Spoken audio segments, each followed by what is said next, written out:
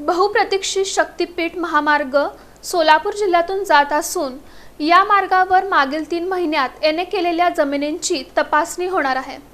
बहुप्रतीक्षित शक्तीपीठ महामार्ग सोलापूर जिल्ह्यातून जात असून या मार्गावर गेल्या 3 महिन्यात एने केलेल्या जमिनींची तपासणी होणार आहे।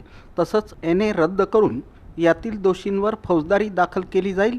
यासाठी उपजिल्हाधिकारी सुशांत बनसोडे यांच्या अध्यक्षतेखाली समिती गठीत केली आहे, अशी माहिती जिल्हाधिकारी एस कार्तिकेयन यांनी दिली।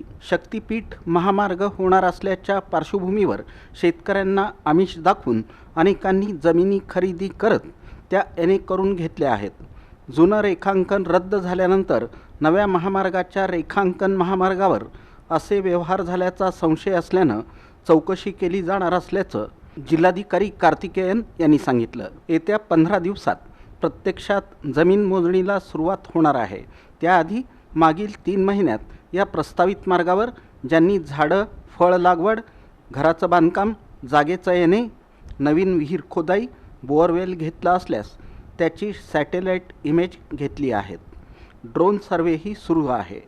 महाराष्ट्र राज्य रस्ते विकास महामंडळानं पैसे भरल्यानंतर मोजणीची कामं 15 दिवसात सुरू होणार असल्याचंही जिल्हाधिकारी कार्तिकेयन यांनी सांगितलं।